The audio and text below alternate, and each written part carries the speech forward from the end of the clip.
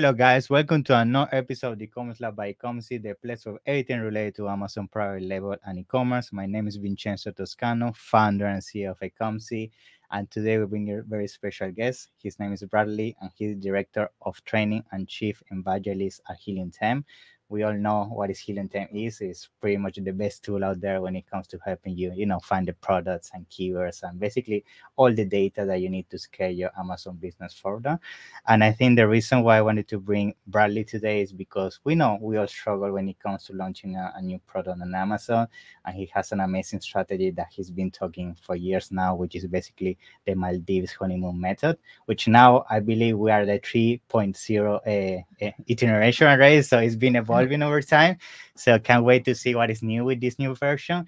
But yeah, before we jump into that, I want to welcome you, Bradley. Thank you for being here. How you doing, my friend? Thank you for having me.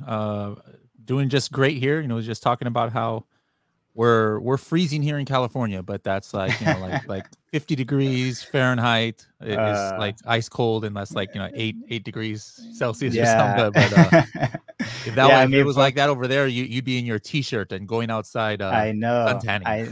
I hear for us in the UK. I mean, as soon as we go above 4 or 5 degrees, people go out, like they go to the parks. As soon as we see a little bit of sunshine, you see like British going out, like like rabbits. When they see sunshine, they go out to grab it. Yeah. Because here in the UK we don't have a lot of that, but it is what it is. So awesome. So I mean, before we jump into the technical stuff and all the strategy that I bet a lot of people want to jump right away, I know a lot of people already know in the space, but still we have new people in the community that want to know who is Bradley and get inspired by his story, because I definitely think you can definitely learn a lot from your background and what you have done so far.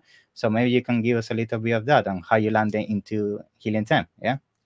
Yeah, I was a consultant actually before I was a seller. Like I didn't even become a seller on Amazon until I worked at Helium10, but I had launched over 400 products for other people. And how I got on the roadmap of Helium10 was I was using Helium10, not for very long. Like I was using other tools before Helium10, and then I started using Helium10 when I was a consultant, and then I would go into their Facebook groups and what I have a lot of pet peeves, and like one of them is when people are giving like wrong information or trying to like mislead people, whether it's on purpose or not. Like that's always been something that bothered me. So I wasn't getting any money from Helium10 those days, but I was like known to be the one guy who would go into their Facebook group and like kind of like set people right and start arguments. Arguments and stuff, that kind. And then at the time, the owners, the founders of Helium10 were like, who is this guy? So like, well, they found out I live not like you met an hour some away. Nice. Yeah. Like, hey, come meet us. And then long story short, they offered me a job, and then I came on, and I came to Helium10 and started selling.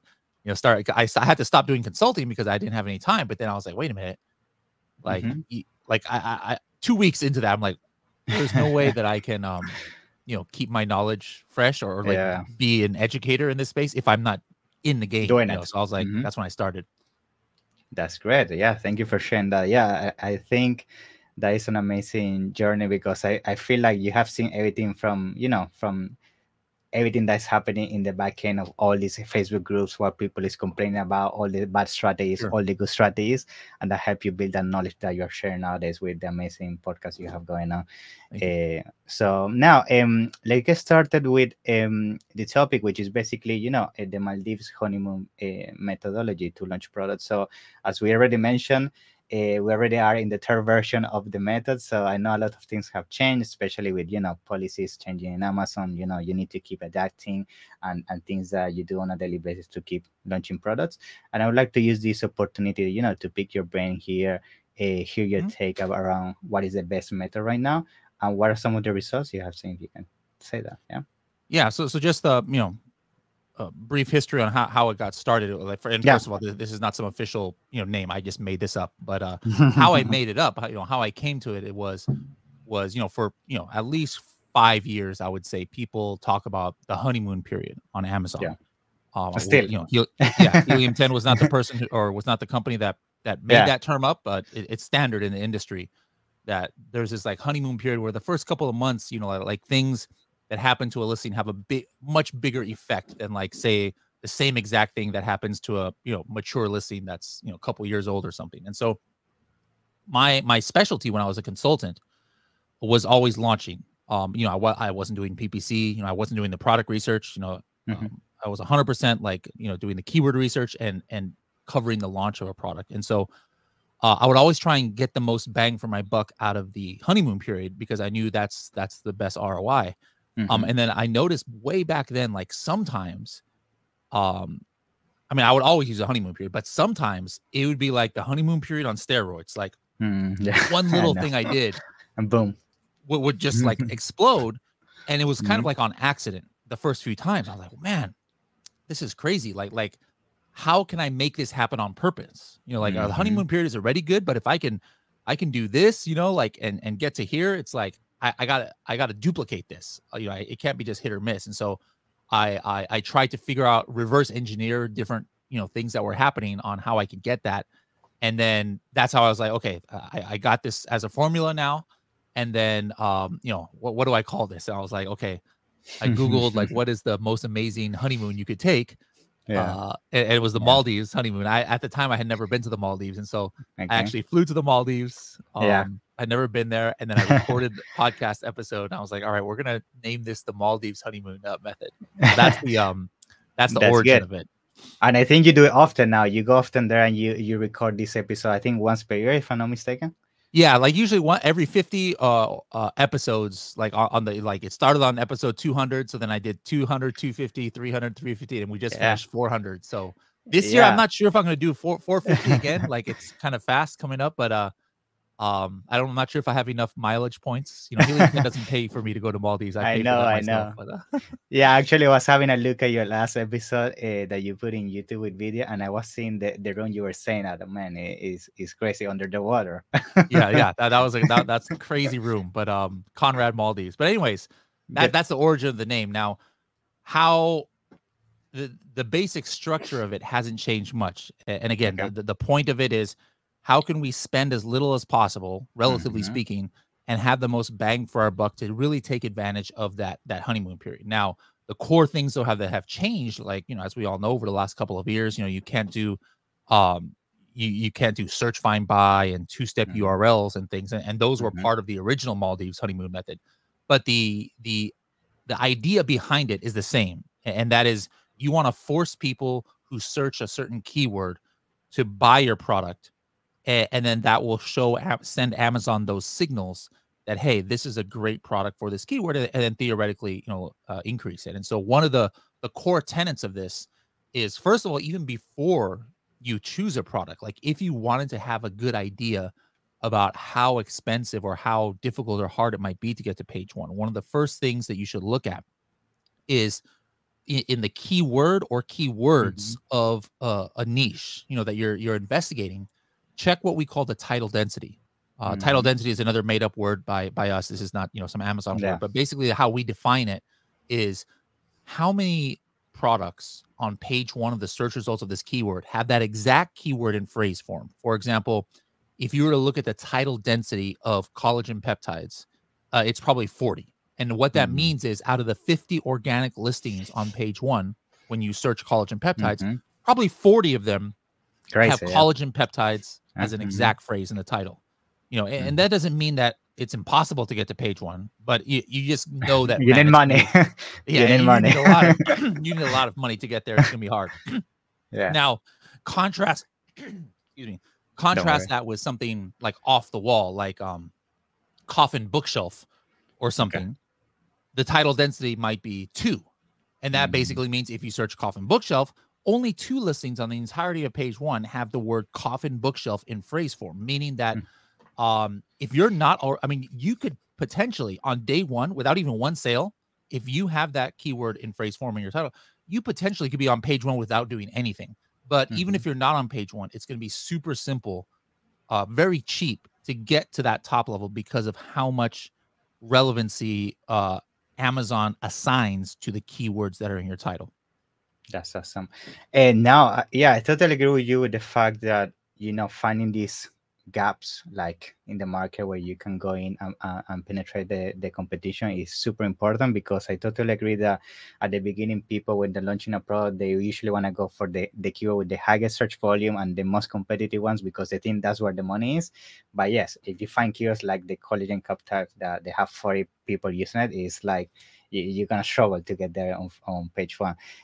Now, at the same time, people may ask themselves this question, which is, how do I find these keywords? And maybe you can help us, give us some insight around how you can find the keywords that have this opportunity, and use them in your listing. Yeah. Well, I mean, of course, you could just manually do it. Like maybe you find Crazy. something on Google, Yeah. a keyword, but then you go to Amazon and just do a Control F and try and see how many is on. But that, I don't advise it. yeah, that's a little bit tedious. We laugh about that now, but like 7 years ago, before there was Helium10 and other tools, like that's all that people could do. But in Helium10, we in our keyword research tools, we have a toggle for title density. So like you could be doing any keyword research in Magnet or Cerebro, and there's a title density filter where you're like, hey, show me the keywords that came out in this list that are less than X title density. But black box is the best way that I do it, because in black box, and it's the second tab, not the first tab. I think 90% of people probably use the first tab of black box, which is products. But the second tab is called keywords, and I can enter in characteristics of a keyword. So what I like to do is I'll be like, hey, show me a keyword, and there's no magic number here, but that has at least 2,000 search volume, or 5,000, or between 8 and 10,000. I put whatever I want, and then a title density less than 5 is what I usually like to pick. And then I just start going. I might not find the end result right there in the results, but I can usually go down some rabbit trails. Start filtering. Yeah, exactly. Start filtering down, and then seeing other characteristics. But that's the way that I like to search for it. Now that's a way of searching, but it's not like, oh no, you know what? You should never in 2023 launch any product that has a high title density. That's not what I'm trying to say. It's just, if you're looking for something to kind of give you a little bit leg up on the competition when you launch, this is it. But like I said, like let's say you have a collagen peptides that cures cancer. Well, it doesn't matter what the title density is or how many reviews people have. Everybody's still gonna gonna buy your product. Yeah, that's good. And on top of that, I would like to ask you, these keywords, I know you're filtering based on title density, but maybe people come up with 10, 20 keywords, and the reality is sometimes you don't have the opportunity to add them all in the title. So how would you advise to give the priority? It would be in search volume, it would be in relevancy. How you go about that? Yeah. So like if I'm trying to think about a new niche to get into, or a new product. Yeah, let's say you have the 20 keywords, right? That they have title density under 5, but on the title we can all fill them, right? So it's limited space. So how would you choose which ones? It would be based on the highest search volume, or how you. So search volume definitely is key. Like something could have a title density of 0, but if it's searched for 200 times, who cares? That means nobody's buying it. So the other thing that I like to do at the keyword level, and this is why almost all of my product research now is done at keyword level. Like I don't really search for products that much. I always search for keywords. But we have this filter. Like I like to look at what's going on in the top 10 organic positions, because usually that's where your competition is at. We have some filters in Helium10. I know other tools have the same thing. Everybody kind of start. Helium10 wasn't even the first with this, but where you can like say, hey, show me keywords where on average on page 1 this is happening. Like you could do that in Helium10 now, and hundreds, thousands of people do that. I like to skip that filter about the average of page 1, and I like to go down to the very bottom. There's these what we have called advanced filters, and that's just hyper focused on the top 10 listings. And so what I like to do is look for characteristics only in the top 10. When I say top 10, that means organic positions 1 through 10, not top 10 sales of different things. Like, for example, I could say like, hey, show me a keyword with blank title density, blank search volume. And then where at least 6 out of the top first 10 products have less than 75 reviews. I love that filter. And at least 5 have at least $5,000 revenue. That's just an example of one of the ones that you can do. And it kind of like really further, furthers that or laser focuses that search. Good. So now we are at this stage that we have the keywords, we have identified the ones that are going to give us the best, opportunity to enter this market. And let's say we finalize the listing optimization. So at this stage, what would you say is the next step to, get the most out of this launch? What would be the next phase of it?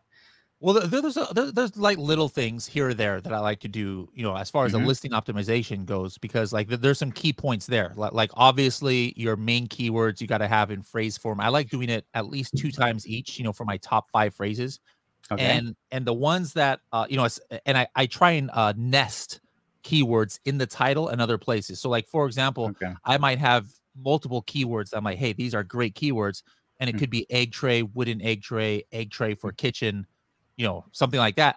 If I put wooden egg tray for kitchen Mm-hmm. in phrase form in my title or somewhere else, I'm getting credit for all of those phrases because they're just components of each other. And Yeah, so they it's combine. important to do that instead of just looking at, okay, I have this keyword, I need to get this somewhere in my listing, this other keyword, let me put it somewhere. You get more bang for your buck when you nest phrases like that. And So, then additionally, I want to make sure that when I launch, Amazon like kind of like assigns, or not assigns, but kind of like equates my listing with as many other listings as possible. Because when you first launch, Amazon algorithm doesn't really know what you're going to be relevant for. All it has to mm-hmm. go on, because it has no buyer behavior to look at, all it has to go on Mm-hmm. is your listing copy and like how it relates to existing listings, right?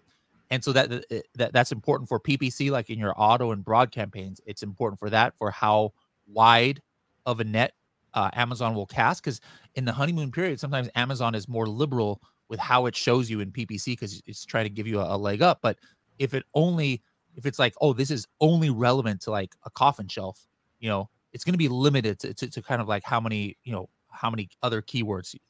So what I like to do is I look at the like frequently bought together Mm-hmm. from the products, the existing competition, and then look at that history, and then pick like some important ones. Like for example, if you were to do that on a coffin Yeah. shelf, you might see something like a bat shelf, or you might see something like a coffin. Mm-hmm. I actually had one here because I was looking at it. It was crazy. A coffin, a bathroom mat. Like people are doing Wow, coffin everything that's nowadays, right? crazy. That's Yeah, not your competitor. You're not yeah, really yeah, gonna normally you're not gonna like tweak your keyword yeah. strategy based on a irrelevant product. But what I do is if I see that they're commonly bought together with my competitors, I know there's already people buying, those together. So what I'll do is I'll go into that individual listing and get their 5 best keywords. For coffin Mm-hmm. shelf, I'm doing a lot deeper research. I'm finding the 15 Mm-hmm. best keywords. I'm finding the secondary 200 keywords and looking at brand analytics and everything else. But for these complementary products, I'm going to take their top 5, like where they're ranked in like the top 5 or top 10 and highest search volume. And I'm going to try and get those keywords in phrase form somewhere in my listing so that Mm. from day one, Amazon is relating me to these products.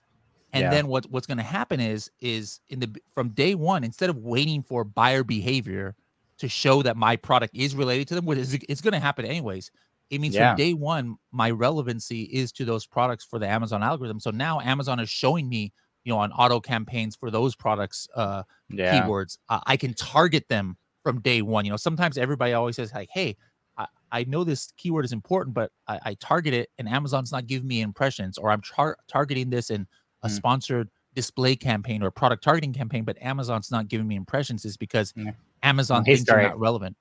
Yeah. Yeah, for sure. I think that tip around finding accessories and related keywords is very important because I have seen that a lot of times that when we do product audits, we find that the product is doing a huge amount of revenue, but when we actually analyze where the revenue sometimes is coming, you will be surprised that you could find it's coming from keywords that it doesn't define the product Yep. exactly, but just a very broad keyword, and it's what we call an outlier keyword, and they're Mhm. ranking on a very broad category, and that is what is driving the traffic to that niche. And that's why in competitor eyes, they always think how they're making so many sales if there isn't so much search volume in the actual keywords of the niche, but it's Yep. because they're getting from these related keywords, which is a good thing. Now, okay, so let's say we then identify everything in terms of these extra keywords, and we finalize everything in terms of which keywords we're gonna launch for. I guess the next step would be around how we design the PPC campaigns. So in here, what would your advice? Would your advice just to start with manual campaigns like exact match, or you combine it with phrase and broad and auto? What is your experience with that? Yeah. So one quick thing before the PPC campaigns, and this is a kind of minor thing, but I personally, and I'll give you guys a counterpoint to this, but I personally don't create my listing until I'm ready to sell it the next day. Meaning that, you know, a lot of us, you know, like if we don't have our own warehouse, I have my own warehouse right here behind my house. That's why I bought this property. It was like so convenient, you know? Amazing. So a lot of us don't have that. And so like what we normally do, or even if we do have our own warehouse or 3PL or something, what we do is we create the listing because we have to be able to get the FN SKU for our Chinese or Indian factories to put on the box, right? But what happens is sometimes that kind of like can kill the honeymoon period if the listing is kind of active on the back end, even though it's not really active. Usually, you know, so what I do is, you know, yeah, I don't start. I mean, I write my listing like in Helium10 or whatever tool I'm going to use, you know, and then I only start it the day that I can start getting sales, and you can do that because I always dual list my listings, FBM and FBA. And so if I turn on my listing, or create a listing, it's ready that same day with FBM because I can fulfill out my warehouse while my product is going to Amazon from here. So I have my product go from China to my warehouse here. And then I make the listing, label everything, send it to Amazon. But the same day I'm already getting sales. And that like kind of like shows Amazon like, hey, look at this listing. It was just created and it's already getting sales. That's another thing that spikes the algorithm. But for those who don't have their own warehouse or they can't do that, what other people do, and this works like 95% of the time as well, is just, you know, make sure to set your launch date in the future or your go live date. And it kind of has the same effect. It's like a trick. Yeah. Good. So then for that day one, it's important, you know, now that we have no search. In the old days, search, find, buy was so easy. You know, I would use companies like 𝐴𝐍_rank, and then I would just tell them, hey, Alina is the owner of, I don't know if she's, you should have her on the show if you've never, she's never been here. Sure. But I would just say, all right, Alina, I need, you know, for a coffin shelf keyword, I need 8 people to buy this over, you know, or I need 3 people on day 1 and 5 people on day 2. And like, that's it. That's all I have to do. And it happens. Boom, I'm on page 1. It's so easy in those old days, right? Yeah. But then that became out against terms of service. And so, but what I do now is 100% through PPC, but it's basically the same thing. So the fact is, how do you force people, in other words, to buy your product after the search of a keyword, even though, you know, you have 0 reviews and you know, whatever the case is. And so the formula that I found is you have to find a price point where it doesn't matter that nobody heard of your brand or that they, you know, that you have 0 reviews, but people are almost forced to buy it because they're like, man, I don't know about this, but like I this can price, listen. like it's worth a try, right?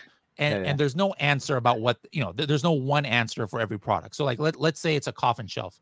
Like if I were to launch another coffin shelf today, that price would probably, you know, let's say it's a $30 coffin shelf. To me, that price would maybe be $14 or something like that. All right. Yeah. I'm like, it might, because I know this niche pretty well. 50% like, hey, pretty much. Yeah. I'm like, you know what? But it's 50% is not always needed. Sometimes you have to go more, sometimes you have to go less. But I'm like, you know what? I know this niche pretty well, that if somebody saw a $15 coffin shelf, they would be like, oh, I got to give this a try.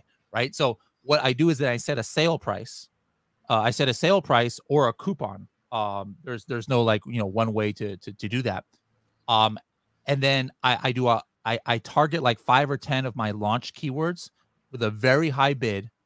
And then I make sure I'm at the top. So, you know, I don't have to go checking every page. I'll put those keywords into, you know, Helium10 keyword tracker. I'll turn the boost on, which is that little rocket ship. So it's checking 24 hours a day. And I make sure that I'm showing up all over the country at position 1. And then basically, now this is where it's a lot harder than the old days, is you got to be careful. Now you're not controlling how many people. Like I said before, I can just tell 𝐴𝐍_rank, hey, 5, 7, 8, you know, like, and that's all that would happen, right? But now you've got to kind of like be watching that all day long, because you can't control, you know, like what if somebody posts your link on social media, it goes viral or something, like 24 hours is too much money. Yeah. You don't sell out your 300 inventory for only $15. I mean, every single one that you're doing at this price, you're losing money, which you have to do when you launch.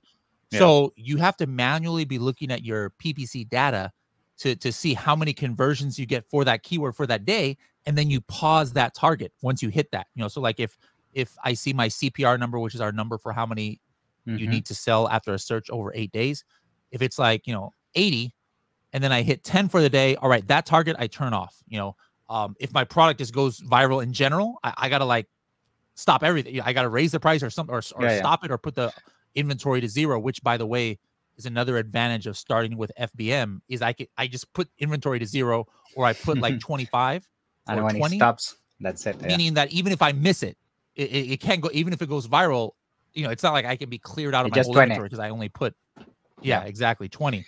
And so basically that's what I'm manually doing over the first 8-10 days, is making sure I hit that number of conversions on PPC for that keyword each day if I can. And then almost always, but if I hit that, by even earlier, like by day 5, day 4, I'm already on page 1 for that keyword. Yeah, it's pretty much like doing rebate, but with PPC, pretty much. Yeah. In a way that is 100% terms of service, compliant.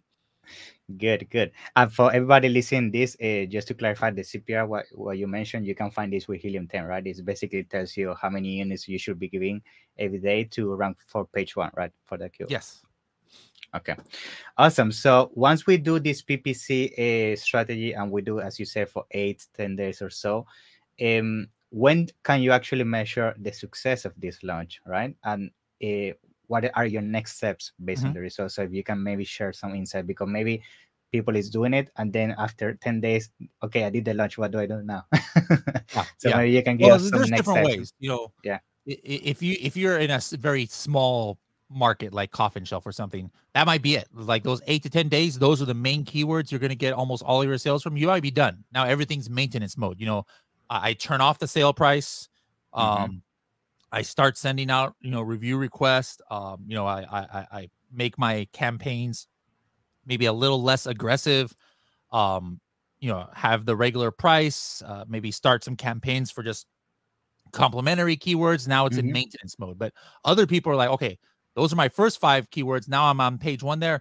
Now let me rinse and repeat, and now do my next 5 to 10 keywords to launch. So there's no one answer there, but yeah, I mean, like if you hit that number and it's been 5 days, then you're going to be on page 1, like almost guaranteed. If not, that means there's something wrong going on with the like maybe the number, like maybe there's some abnormally high sales, so it doesn't count for as much. But the reason why I say 5 and we suggest going like 8 to 10 days is because it's not enough to like, sometimes you could be on page 1 by day 2. That doesn't mean, I'm going to stop and I'm not going to stop doing these, because you might fall off like right away. I always suggest doing the full 8 days, even if you already got to page 1 by like day 2 or 3 or 4. I always suggest to keep going to kind of feed the algorithm. But at that point, like you could be, if you're in a niche where there's not much competition, you could be almost, at the top spot just with this strategy alone.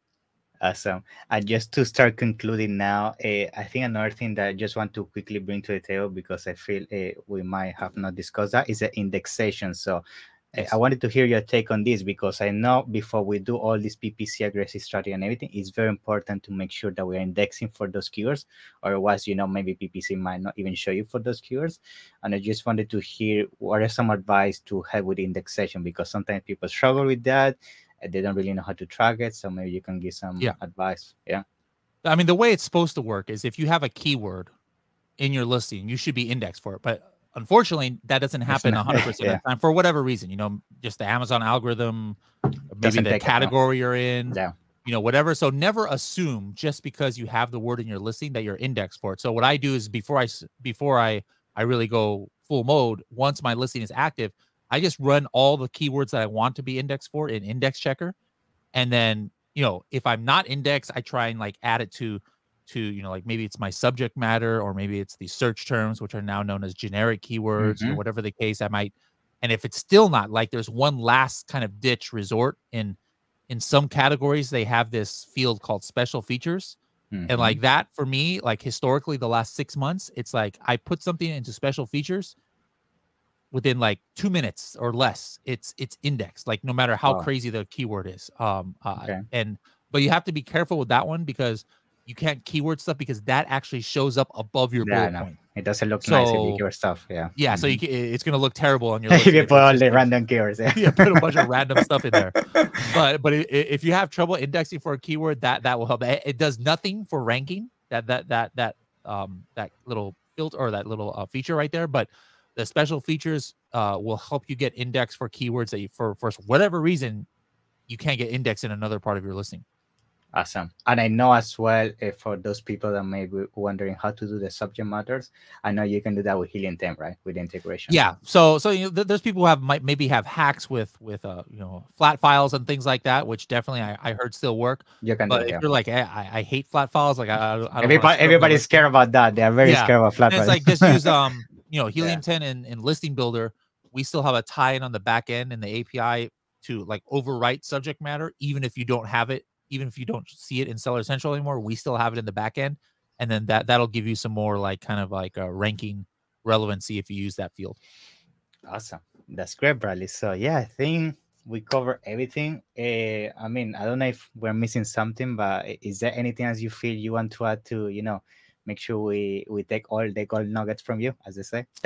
Yeah, I mean, that's just, you know, what we talked about is only a small part of everything for sure. an Amazon seller should do, but it's a good start, you know. So just you know, like, and again, this is like, it's not like, oh, Bradley's way is the only way to do this. You know, this is just one of many ways that people are using to launch, but I'm sure if you incorporate some or all of these, it'll definitely help. But don't think that this is the entire thing. Like, I'm just gonna go copy what Bradley said in 10 minutes and make millions. Make millions of dollars. No, but there's a lot more involved in selling on Amazon. But this is a good start for you. Yeah, for sure.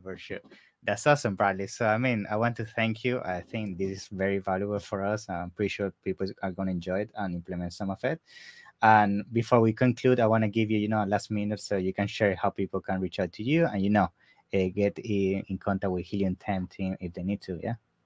Yeah. So, you know, anybody can just go to helium10.com and see what we're about. Just like this, you know, I love giving out or having guests on to talk about different perspectives that aren't mine, you know, necessarily. Some of them I agree with, some of them I don't, but regardless, I invite people on. So the way to reach out to me, or the best way to kind of like listen to what, you know, kind of knowledge I'm bringing from other guests, is the Serious Sellers podcast. It's on, you know, Spotify. Recommended. Very good. Player. Yeah. What'd you say? Recommended. Very good. I listen that to every week. Yeah. Thank you. You've been on the Spanish version, right? Yeah, that's right. With now we got to make an Italian version, I guess. And yeah, I don't know how many other 17 languages you speak, but no, just three. Well, German is next. We do have a German podcast. So like, yeah, if you listen to Vincenzo's podcast in the Serious Sellers podcast in Espanol, he's in one of that one there. We have a Serious Sellers podcast auf Deutsch, too, for German. But yeah, that's the best way to reach out to me. That's my Instagram too, Serious Sellers podcast. Awesome, Bradley. So it's been a pleasure. I'm pretty sure I'm gonna have you in the future for, you know, the 4th version of the Maldives honeymoon methodology. You can go with me and hang out. We'll make it from the Maldives together over there. 100%. So it's been a pleasure, Bradley. So see you in the next one. Thank you. I appreciate that. Bye-bye.